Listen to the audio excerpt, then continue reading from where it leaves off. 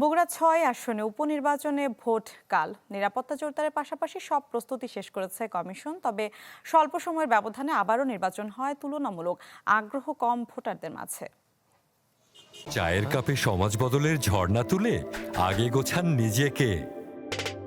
Premium titanium আলমিরা, গুছিয়ে ফেলুন জীবনটাকে। মাত্র ২ মাসের ব্যবধানে আবারও ভোট, কিন্তু মাঠে নেই সেই উত্তাপ। বগুড়া ৬ আসন উপনির্বাচনে থেমেছে প্রার্থীদের দৌড়ঝাঁপ। বৃহস্পতিবার সকাল 7:30 থেকে বিকেল 4:30 পর্যন্ত চলবে ভোট গ্রহণ। এ নিয়ে শহরের কিছু এলাকায় ভোটারদের আগ্রহ থাকলেও গ্রামে নেই তেমন আগ্রহ, বলছেন বারবার নির্বাচনে ক্লান্ত তারা।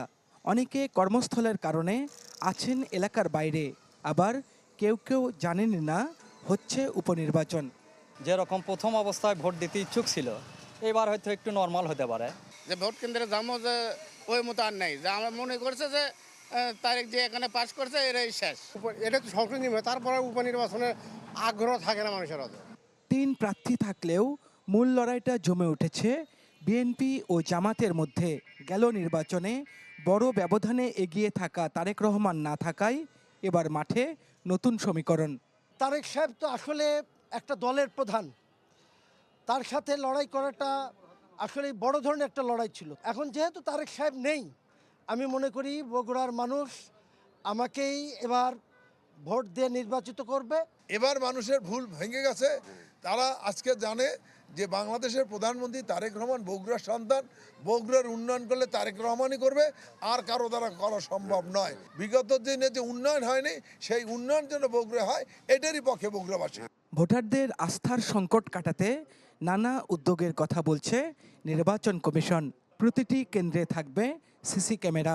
নির্বাচনী আচরণবিধি দেখভালের জন্য আমরা 2জন নির্বাহী ম্যাজিস্ট্রেট আছে, একজন ইলেকশন ইনকোয়ারি কমিটি এবং অ্যাডজুডিকেশন কমিটি আছে, জুডিশিয়াল ম্যাজিস্ট্রেট, যুগ্ম জেলা জজ। তো আশা করতেছি আপনাদের সকলের সহযোগিতা আমরা 9 তারিখে একটা ভালো নির্বাচন করতে পারবো ইনশাআল্লাহ। এই আসনে মোট ভোটার 4,50,000-এর বেশি। গত নির্বাচনে তারেক রহমান পেয়েছিলেন 2 লাখেরও বেশি ভোট, আর জামাত প্রার্থী পান প্রায় 1 লাখ ভোট। ফরহাদুজ্জামান শাহী, চ্যানেল 24, বগুড়া।